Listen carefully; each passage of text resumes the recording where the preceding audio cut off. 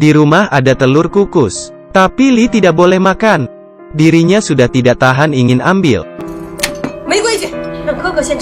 Kakak terlihat bangga. Belum dimakan. Ia tidak ingin makan. Minyak wijen sangat langka.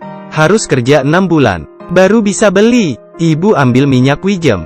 Ia perlahan pakai sumpit. Meneteskan ke telur kakak. Dengan ini, kakak bisa makan. Li juga ingin. Meminta ke ibunya. Paman ingin. Memberinya 2 tetes. Saat ingin ambil, langsung dimarahi istrinya. Tinggal sedikit. Sudah tidak cukup. Paman memaksa. Tapi tidak dikasih. Amei bergegas bilang mereka tidak perlu. Karena ia tahu, hidup mereka hanya numpang. Kali ini, si gendut pamer, menggoda Li. Li marah. Wajahnya cemberut, ada pikiran jahat di benaknya. Amei dengar itu, langsung cari Li, menanyakannya. Li tidak menjawab. Amei paham, memarahi adik. Bibi datang. Ahua geleng kepala. Ahua menangis. Bibi masih marah.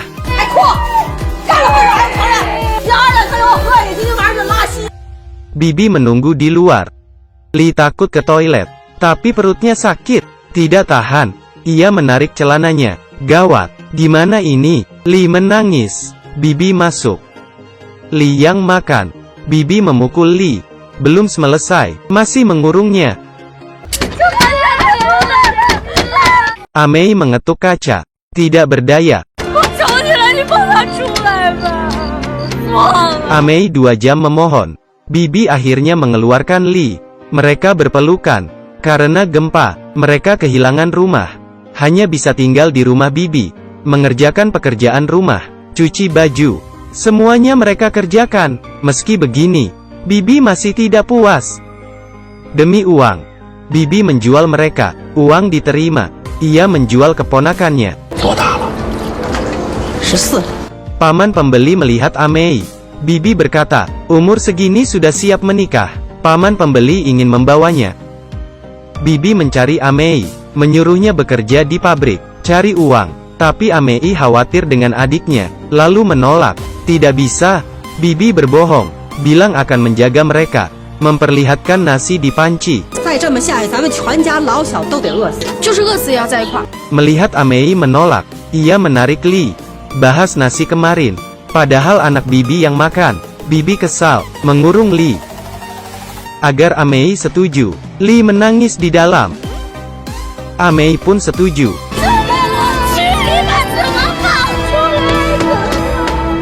Esok harinya, Amei pergi.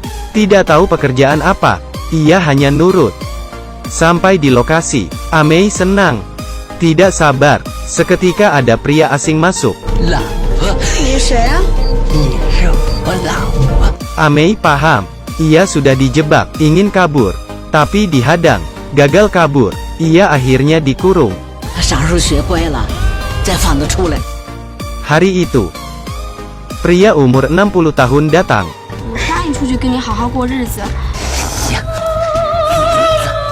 Amei punya rencana. Berhasil keluar. Saat itu, ia ingin kabur. Tapi hanya ada gunung. Ia putus asa. Sisi lain, ia tidak ingin menikah, tersiksa selamanya. Amei lompat dari tebing.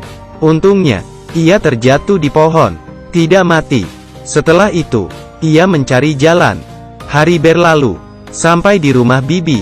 Di jalan, melihat Li dibuli, lalu melihat Ahua diperintah. Ia tidak tahan, lalu membawa mereka pergi, ingin merawat mereka. Kenyataan memang kejam, mereka tunawisma. Tinggal di gubuk untuk berteduh. Ada Bibi baik melihat, membawa mereka pulang, memberi ruangan untuk mereka. Ketiganya punya rumah sendiri. Bibi mengeluarkan uang yang ia simpan, tapi Amei menolak. Ia bekerja demi menghidupi adiknya. Hari itu, hasil uangnya cukup buat beli biskuit. Kejamnya, lalu, Amei melihat paman ambil koran bekas. Ia punya ide, meminjam uang Bibi. Mulai mengumpulkan sampah. Hari itu ia bertemu Seorang profesor yang memberinya koran. Tidak usah bayar. Tahu Amei tidak sekolah. Profesor mintanya belajar. 书中自有颜如玉，即使是报纸啊，这里边也有丰富的知识。 Profesor memberinya koran. Tak lama, Amei melihat ada anak dibuli. Ia langsung datang membela. Lepaskan. Ini bencana baginya. Saat Amei mengumpulkan koran, mereka menyiram koran Amei. 从今儿开始，任性！哪家在你生活上敢收他的东西，我他妈就砸谁家！ Ini saja belum cukup. Mereka mengancam adik Amei, memintanya. 只要你出入居民区的时候，留心注意哪家最有钱，他们家人几点钟上班，几点钟下班，打听清楚了，来告诉我就行。 Amei tidak nurut. Ia mengingatkan warga untuk tutup pintu. Pengganggu tahu. Beri Amei pelajaran. Saat Amei tidur, mereka menutup ventilasi, mengunci pintu.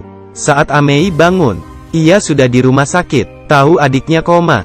Ia sadar. Ini ulah siapa? Ia bergegas melapor. Si pengganggu mengikat adiknya, mengancamnya. Agar adiknya selamat, Amei harus patuh. Dengan cepat, mereka mengincar profesor kaya. Amei ragu, tapi akhirnya datang. Bilang ia dibuli, minta bantuan. Profesor setuju, lalu pergi.